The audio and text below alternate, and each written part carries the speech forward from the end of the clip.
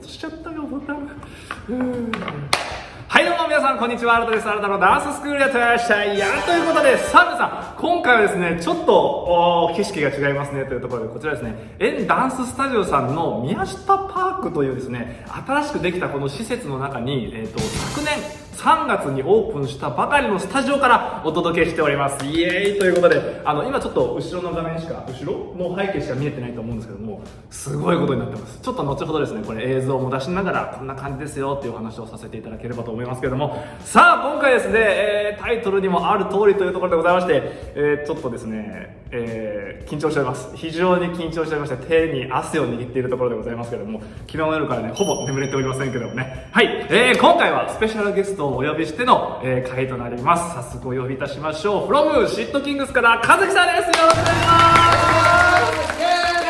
ます。一周回っていただいて、今戻ってきていただいたところでございます。お願いします。よろしくお願いします。やばいやばいです。よろしくお願いします。よろしくお願いします。ついに来ました。ついにでございます。ちなみにまだお会いして、はい7分ぐらい経ってない7分、そうですね、ちょうど7分ぐらいです。あんまりおしゃべりせずに、もう一気にこの雰囲気を動画に収めようというところでございまして。我慢してました。いやー、よろしくお願いします。お願いします、こちらこそ。もうめっちゃ嬉しいんですよ、俺も。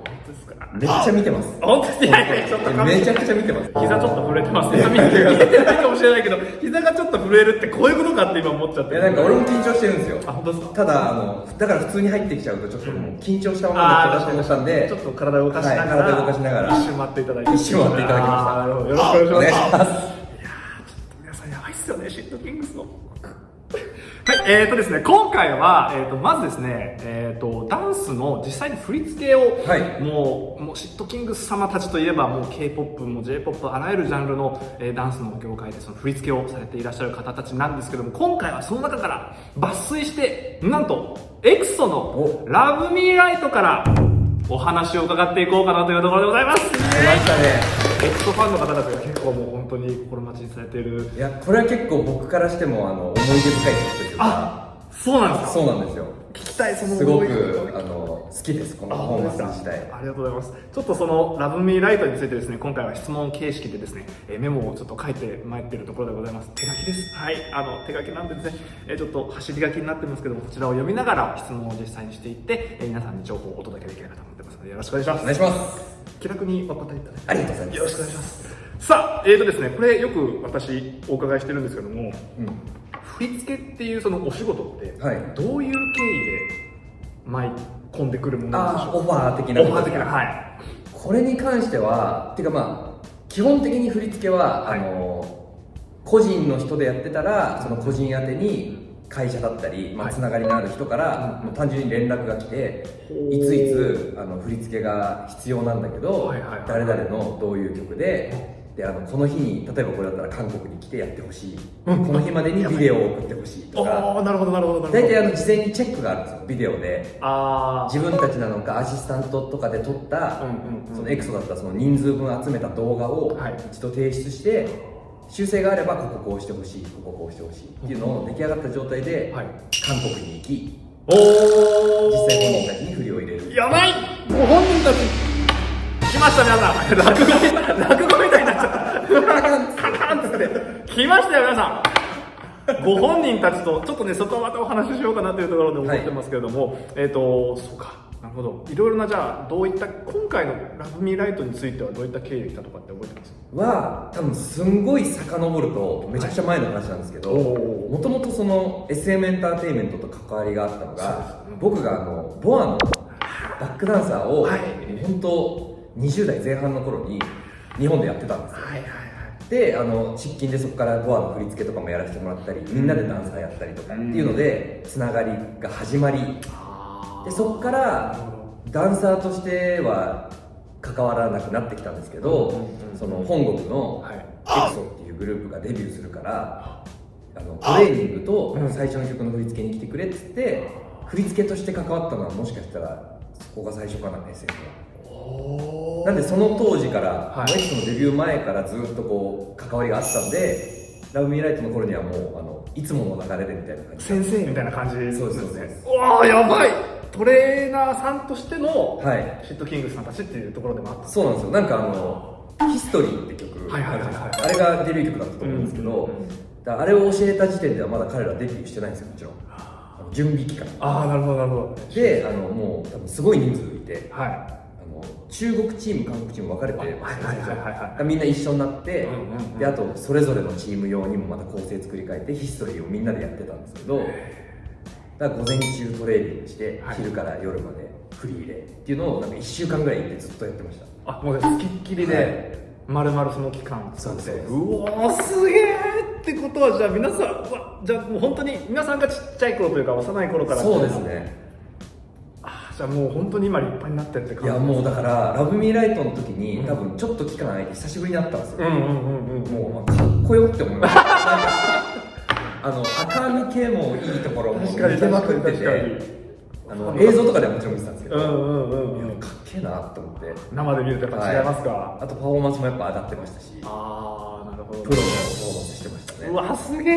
これ多分ご本人の方たち見ても嬉しいってなると思います。今の。そうかな。でも本当すごい努力が。やっぱそうなんです。やっぱなんかご存知かもしれないですけど、韓国の雰囲気、仕組みがストイックな仕組みがやっぱりすごいなっていう、ここまで成長させれるかっていう。ああ、なるほど。はい、そうか。じゃあ彼らのちなみにですけど、その練習生時代みたいなのってなんかどういう印象でしたか？練習生時代って言ってももうデビュー直前だったんですよ、彼らに会ったのは。ああ、そうか。もうなんででも本当にこの子たちがアイドルになるのかっていうなんか素朴さがまだあったんですよね。素朴さがあったんですか？めちゃくちゃありました。そのリハ着から何から何まですごく練習生っぽいというか、で礼儀もめちゃくちゃ正しいし、なんですごい練習生として見え方はしてたんですよ。ただやっぱりデビューしたらもう本人たちもすごい成長を遂げるし、スポット浴びてファンの方たちついて、そうなんですよ、成長していくんですね。すげえ貴重な話。なんて呼ばれたんですかね、和樹さんは。和樹さんって呼ばれる時もあるし、先生って呼ばれる時もあるしって感じです。なるほど。はい。ありがとうございます。すごいちょっとなんだっけラブミーライト、今回の楽曲を初めて聴いた時のなんか印象とかって覚えてますか？めちゃくちゃポップでキャッチーだなって思ったんですよ。なんで振りとかもかっこよさはもちろんEXO-1で必要だなって思うんですけど、その中でキャッチーなものっていうのをいろいろ散りばめれたらなっていうのは、これ筆記みんなで作ったんで。なるほど。そうなんですよ。4人で作った4人で話し合いながら、ああだこうだやりながら作ったのはすごい覚えてます。ちょっとその作り方についてもね、次お伺いしていきたいなというふうに思うんですけども、振り付けのその方法、シットキングスさんたちの振り付けの作り方って結構ダンサー界隈の中では噂が結構そうなんですか。なんかこう、聞くんですけどね、実際にちょっと今回ご本人様からどうやって作ってるのかっていうのを改めて伺ってみたいんですけども、基本4人で作るときは、全体の雰囲気をみんなで話し合うんですよ。例えばここはもうめっちゃ踊るっしょとか、ここはすごい抜くでしょとか、構成系とか、こんな感じの形でここはとか、ここ少人数とか、なんとなくのイメージをすり合わせて、じゃあこの踊るっしょってなったとこはもう絶対的に振りが事前に必要だから振り分けようって言って4人でこう分けるんですよ。振りを4等分するみたいな感じ。そうです。だからそれを4箇所例えばあったとしたら、1人4-8ずつをどこ作りたいかっていうのをジャンケンしてあれ本当なんですか？そうなんですよ。それですね、噂って。はい、じゃんけんして決めてるっていう。そうなんですよ。もう昔から何決めるのもじゃんけんなんですよ、僕ら。やっぱじゃんけんだったっていうところが。そうです。なんでじゃんけん勝った順に作りたいとこ取っていく。なるほど。ここ俺作らせろっていうところを取っていく。じゃあ今回のこのラブミーライトの中にも和樹さんが作ったパートあります。俺これ覚えてるんですよ。じゃんけん勝ってサビ作ったんですよ。サビなんですね。はい。ちょっとまたこれは後ほど映像を見ながらとかありますので、ちょっとお楽しみにしていただければと思います。ありがとうございます。方法で、あと気になったのは時間ですね。どのぐらいの時間をかけて振り付け作られるんですかね。どれぐらいだろうな。本当物によっちゃうんですけど、1回映像を出して、修正入る前のものを出すまでには5時間ぐらいを2回2日で、はい。ただ覚えてもらわなきゃいけないんで、アシスタントに。なるほど。確かに作る時間でいうともうちょい多分短い時もあるんですけど、その完成させなきゃいけない。カンパケで10時間みたいなトータルぐらいですかね。振り覚えも含めて、はい、ものすごい速さじゃないですかそれ。どうなんですかね。一人で作るときはもっと早いですよ。あ、そうなんですか。はい、やっぱ一人なんでもうわーってできるんですけど、わあすげえ。でも4人だとやっぱこう4人の意見をうまく合わせてこうより良いものにしようとする作業があるんで、確かに確かにちょっと時間はかかるけど基本本そんぐらいです。ちょっとそのどういう振り付けが出てくるのかみたいなお話については別途、はい、もう聞きたいこと多すぎて別途それはまた次みたいな感じになっちゃうんですけども、ありがとうございます。で、今回のこのラブミーライトの振り落としですね、実際にこの方たちに X のメンバーの方たちに振りをお伝えするというのが韓国に行って、そうですそうです。この当時はというか、そうですね、この頃は、実際に4人で行って、うわ豪華な、もしかしたらアシスタントも連れてったかな、豪華な人数マンツーマンでできた方が早いっていう確かに時は、連れて行ける時は連れて行くんですよ。人数分ってことですか。そうです。で構成をこっちで見せてあげることもできるし、完成形のイメージみたいな。そうなんです。贅沢っすね。いやでもできる限り僕らも行きたいんですよ。やっぱスケジュールが合うなら、やっぱ直接教えるのとビデオって結構違うので。確かに皆さんに振りをお伝えするとき、実際に振り落としますってなったら、先ほどおっしゃってた期間でいうと1週間ぐらい。いやこの頃はそんなに時間なかった気がしますね。もう忙しかったんで。確かにヒストリーの時ってまだデビュー前なんでひたすらそれに時間使えるんですけど、この頃は全員揃っての練習っていうのはもう本当1日あったかなぐらいじゃないかな。ちょっと誰かが別の仕事でどっか行っちゃったりとか、途中から来るとか、そういうのも結構あった気がしますね。難しいですね、そうなんですよ。教えてくるのも。そうだからこっちが人数いると穴に入ってあげれるじゃないですか。で想像もつきやすいし、すごい行くんですね、やっぱりね。行きますね。ありがとうございます。そうしましたらですね、今回エクソのラブミーライトっていうところではあるんですけども、アイドルの振り付けっていうところでの難しさ、であとは面白さ、この2つの側面を聞いてみたいんです。難しさ、アイドルだから難しいよね。普段こうダンスのショーケースとしても作られてると思うんですけども、やっぱその歌割りっていうものが存在してくるじゃないですか。そういったところとか、あとはそのキャラクターを立たせるみたいなところを含めて、そうですね、何か意識されてることとか。歌割りに関しては、やっぱエクソみたいにこう全員歌うグループで、やっぱその分歌割りがあるじゃないですか。だからさっきまで後ろにいた子が急に前に来なきゃいけないとか、目立たなきゃいけないとかあるじゃないですか。でそれがうわすげえ大変だなって思う時ももちろんあるんですけど、割とそうなってくれてた方が構成のバリエーションっていうのはめちゃくちゃ増えるんですよ。例えばソロのアーティストでずっとその子は真ん中にいなきゃいけませんって言われる方が辛い。確かにボアさんとか。そうなんですよ。その真ん中から基本的にそんなに動かない中で、周りのダンサーたちとかでどう3分4分雰囲気を変えるかっていうのが確かに方が頭使うんじゃないかな。縛りがありますもんね。そうなんですよ。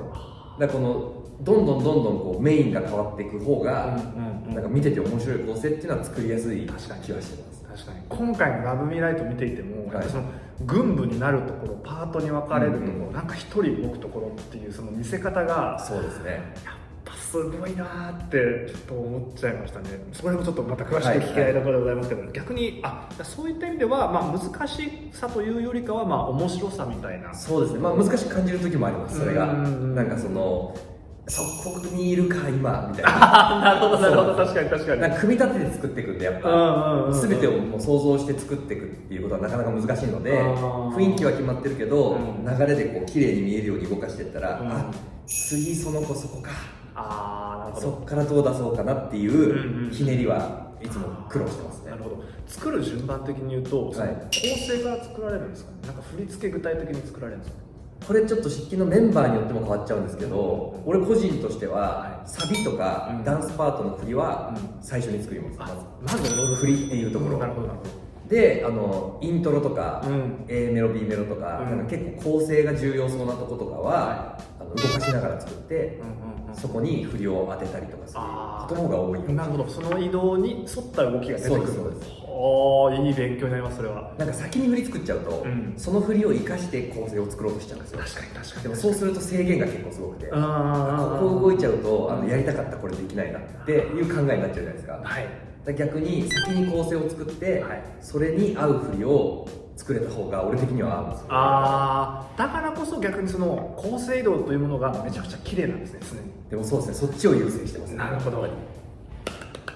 貴重なお話すぎる。ありがとうございます。そしたらですね、今回のこのラブミーライトについてですね、どんどん掘っていきたいなというところでございますけれども、今回の振り付けのこだわりポイント、はい、改めて聞きしたいんですけども、どうでしょうか。これはもうやっぱキャッチーなポイントを散りばめるですかね。そうですよね。やっぱりなんかエクソンみんな個性があって、みんなそれぞれこういろんな目立つパートを作ってるんですけど、みんなで一緒にやるそのキャッチーな部分っていうのをかっこいいながら持ちたいなっていうのがあって、やっぱ可愛いだけのキャッチーじゃなくて、確かにエクソらしい。そうなるほど。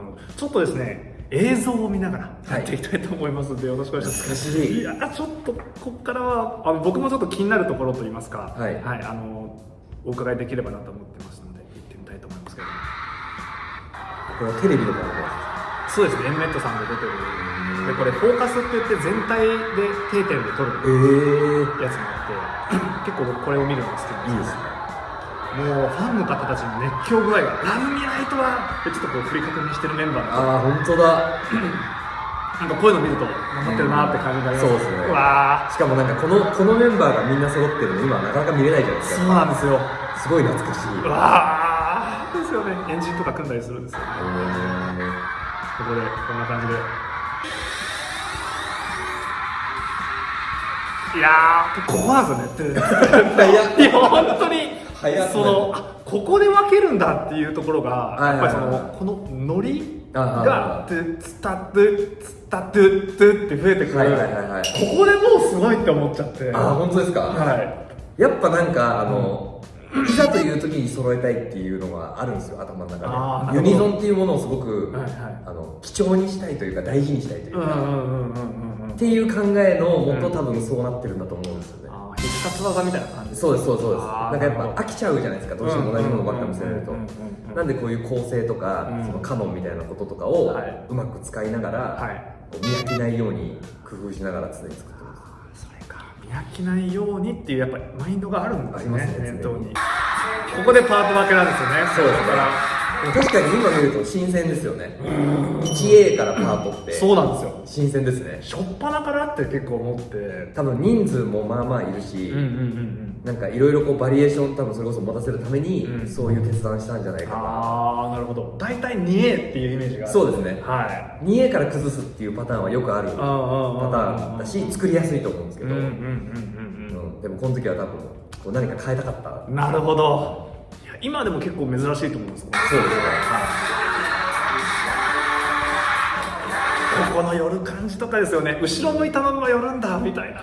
シューニングの服が可愛いですね。可愛いですよね。なんかね、初めて見たけど、どこかのお坊ちゃんみたいになってて、前向いてるメンバーと横向いたままのメンバーっていうこういう見せ方とかっていうのもやっぱり結構こだわりポイントになってくる。そうですね。やっぱさっきの話に近いものあるんですけど、こうみんなで前向くとやっぱユニゾンに見えがちなんですよ。確かに違う動きをしてたとしても、こうなんていうか自分のファンの人が見てる視野の画角が広がるじゃないですか。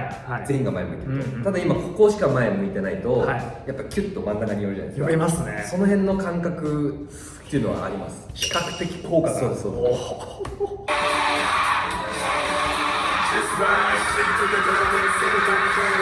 本当だ。もう後ろ向いちゃうっていう感じなんですね。絶対に全員を揃わせないようにしようっていう。そうですね。多分構成をもうすごく目まぐるしく畳みかけがすごいんですよね。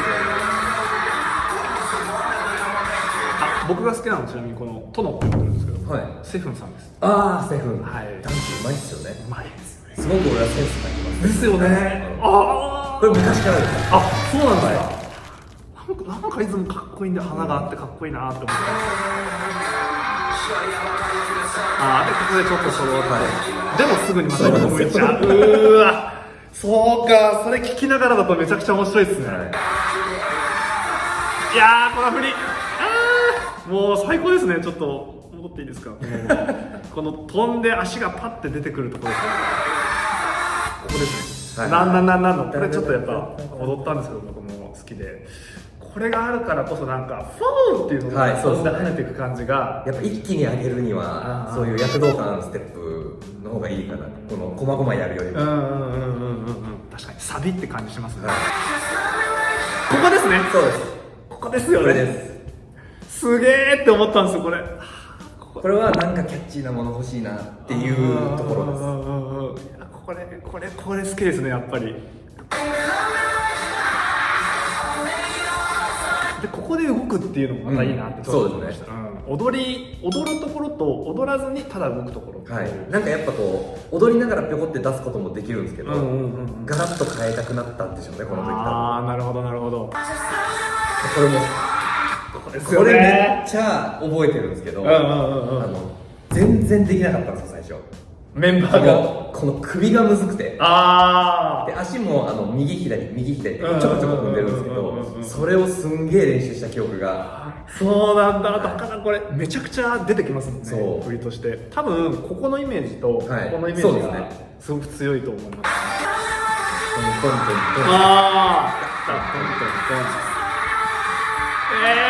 苦戦してたんだ、みんな。むずいんですよ、これが。そうですよね、確かに。意外に踏み方とか結構あれですよね。なんかそのソフトにやるっていうのにすごいこだわってて、ガッガーじゃなくて、トントンガッ、ふわふわっていう幹を。すげえ、本物見ている今。はいとか言っちゃった。ここで本当にありがとうございます。セフン殿がしっかり一人でこう立ってるっていう。何なんですかね。なんかダンスってこの振り以外の部分をどうかっこよく見せるかって超大事だと思うんですよ。がめちゃくちゃ上手だなっていう。なるほど。本当にラッパーっぽいというか、仕草がすごく上手だから、オリジナルな部分が。そうなんですよ。でダンスももちろん上手で、なんかいい意味で隙がないというか。わかります。なるほどなるほど。ずっと見ててもずっとかっこいい印象がある。そうなんですよ。なんか男性心でもかっこいいなって。そうですよね。いや、このレイ様を使って、僕レイ様全然書けないんですけど、リットっていう楽曲が出たんですけど、それのリアクション動画のリアクションをしてくれたんですよ、レイ様は。僕のリアクションを見て、はははって言ってくれて、っていうのがあったっていう、すみません、小話でございます。ここですね、やっぱ、ここはなんかそのシットキングスっぽいなっていうふうに。本当ですか。こういうところやっぱあるじゃないですか、その気持ちを解き放とうみたいな。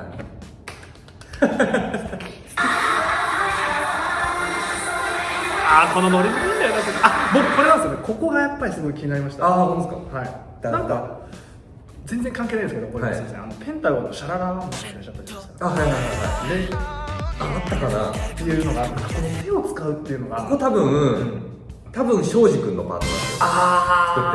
なるほど。でもしかしたらそのシャララのそこも庄司君なのかわかんないけど、なるほど。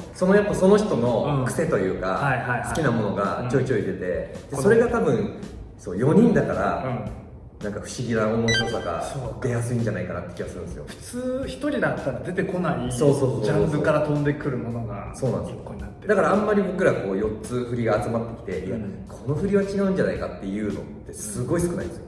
なんかやりづらいとかでこうしてあげた方がいいんじゃないかとかよくあるんですけど、いやその振り違くないみたいなのってなかなか出てこなくて、お互いをこう尊重していいものとして全体をうまくまとめるというか。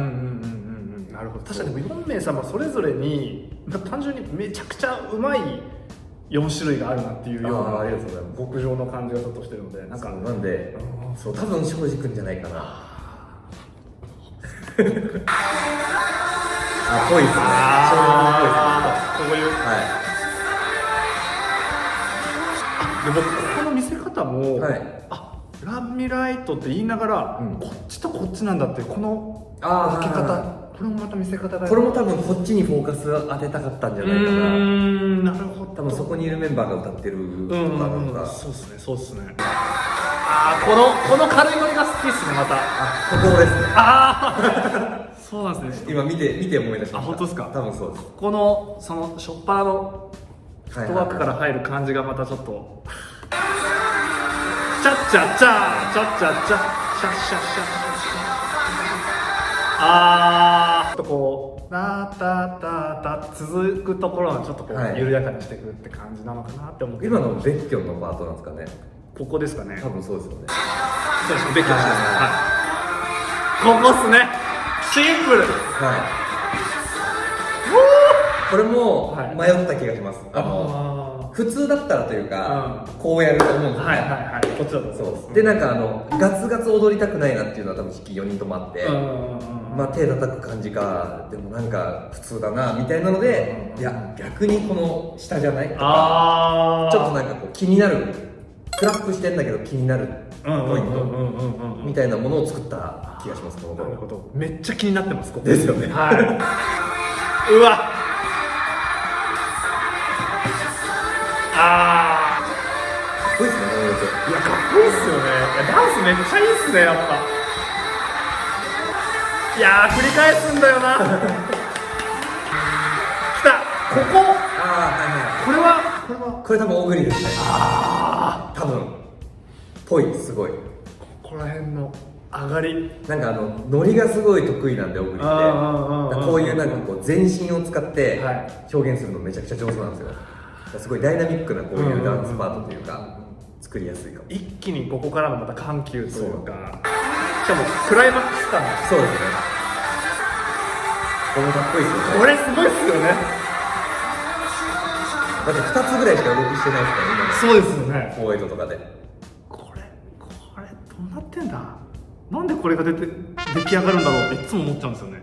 いやでもすごく多分それこそ気になる動きっていうのを意識してると思うんですよ。なんかこれとかもちょっとなんか変な形じゃないですか。いわゆる変じゃないですか。こうマスピンとかじゃなくて、なんかそういうものに多分自分が持ってるグルーヴだったりステップを合わせてみたりとかしてなんか作るっていうか、なるほどなるほど。新たな動きを造形していくみたいな。そうです。それを多分音楽に合わせてこう気持ちいい感じでやってみて、あこれいけるっていうものを採用してるんだと。はあ、いやもうそうなってくるとセンスですよね完全に。いやでも本当そうですね、そこは。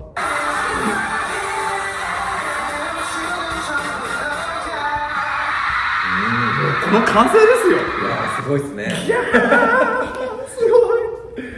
いやもうちょっと大満足でございます。ありがとうございます。いやありがとうございます。いやちょっとすげえ贅沢な時間ですね本当に。ありがとうございます。最後になりますけれども、はい、エクソとはどんなチームでしょうか。おお、めちゃくちゃでかいですね。でかい、いきなりなんですけども、エクソとははいどんなチーム。はい。でもなんか僕のイメージだと、出会ったのがすごい前なんですよね、デビューより前なんで、なんで自分の中ではなんか最初のすごくダンスがプロに負けないパフォーマンスグループだなって思ってたんですよ。はい、さっき練習生みたいな雰囲気あったって言ってたんですけど、ダンスに関しては、もちろん全員が全員じゃないですけど、すげえ上手いなって子が多々いて、確かにそう、セブンもそうですし、カイとかも、でなんならその筆記の YouTube を見て振りを覚えたんだって踊ってくれたんですよ。最初出会い頭にカイ君カイそうで、カイ君すごいと思って、でそれ見た時にって思ったんですよ。知ってるふりって下手に見えません？確かに。わかります。しかも自分自身が作った。そうなるほどなるほど。なのにうまっダンスって思って、そうでそこからこうトレーニングしていくとやっぱどんどんでラブミーライトの時には、今までダンス苦手かもなって思った子たちも、結構こう器用になってて、そうだからなんかこの人数で全員歌って全員踊って、ここまで踊れるってあんまり出会ったことがなかったんですよね。なるほどなるほどなるほどなるほど。なんでこう韓国のその K-POP とすごく深く関わり持った最初だったので、すごいなって思ったんで、いまだになんか彼らの今ソロでやったりとかしてるじゃないですか、とか見てても、いやダンスすげえなって思います。なんかそういう意味ではすごく特別な方たちなんですね。なんかしかもシャカリキじゃないんですよね。そのシャカリキな揃い方もできるんですけど、一人で踊った時にちゃんと味のあるダンスをする。わかります。わかります。その感じってなかなか出せないですよ。確かに。そう己を持ってます。そうなんです。振り付けを踊ってください、練習して踊りますっていうその決められた形を練習するだけじゃなくて、ちゃんと自分のダンスがあるから崩し方を知ってる。そうなんですよね。少しこう大人に見えてます、俺からして。なるほど。アイドルの中でも確かに大人びてるなっていう雰囲気はありますよね。そうそうそうそうそういうところかもしれない。確かに。なんかよくエクソのダンスっていう風になるとやっぱこう個性結構出してるよねっていうイメージで見ていただいてることも多いと思うので、多分そこでいや本当そうだと思います。なるほど、ありがとうございます。ありがとうございます。いやすごいちょっとでもいい具合の時間でなりましたけども、ということでございまして、はい、うまくまとまってるのかどうかあれなんでございますけども、いかがでしたでしょうか皆さん。ということでラブミーライトというダンスがですね、今回このようにちょっと映像も多分出てると思うんですけども、見ていただく中でこんなに、裏にですねたくさんのクリエイティブだったりとか思いが込められているというところを今回僕も初めて知ることができたというところでございます。ありがとうございました。ありがとうございます。皆さんもぜひ和樹さんへのなんかこうメッセージとか質問とか、あと何でもいいです、ありがとうございますのコメントでもよろしいので、下の方のコメントでいただければなというふうに思いますのでよろしくお願いします。それじゃあまたお会いいたしましょう。ありがとうございました。バイバイ。バイバイ。ありがとうございます。ありがとうございます。ありがとうございます。すごい。さすがです。めちゃくちゃ面白い。これめちゃくちゃ面白いっす。すごい。そうなんだ。ラブミーライト踊られたんですね。すみません、好きでちょっと踊あ、全然昔ですけど、昔昔ですけども、はい。いやー素晴らしい本当に。この辺とか、なんでこんなここで持ってきてるの？めちゃくちゃ懐かしいですよね。なんか多分ちょっと動画内で言えばよかったかもしれないですけど、最後に最後じゃねえ、でも失禁として振り付けで教えに行った最後の曲なんですよ。直で教えに行った。多分そこからスケジュールだったりとかいろいろで教えに行けてないんじゃないかなって気がするんで、多分この時こんだけみんなもいて、俺らもみんないてっていうのが最後。うわ、なんかエモいっすね、ラブミーライト。ちょっとでその後一昨年庄司君と2人でエクソの韓国から始まるワールドツアーの演出させてもらったんですよ。なんでその時はもう1ヶ月近く韓国にいたんですよね。でそこで久しぶりに会った感覚だったんで、確かそうだった気がする。そうか、演出もやられて。そうなんです、そうなんです。じゃあもう本当にエクソのメンバーの方たちと結構長い付き合いになる。長いですね。やばい、ちょっと近い、僕が近い。すみません、皆さん。俺はエクソじゃない。いやでももうエクソのような方だと思ってるんで僕は。いやすげえ、そう考えると。そっか。すごい特別な気持ちです。多分みんなそうだと思うんですけど、エクソっていうのはなんかデビュー前から知ってるっていうなるとちょっとなんか勝手に親心みたいな。そうですよね。なんで新曲とか出るとかっけえなって思うのプラス嬉しいというか、胸温まる。いや本当そうなんですよ。やっぱフリッツピッチさんがそういう風に思うっていう方たち。そうですね、そうですね、本当そうだと思う。素晴らしい人たちなんですね。回ってました。今のところまで使いたいと思います。ありがとうございます。ありがとうございます。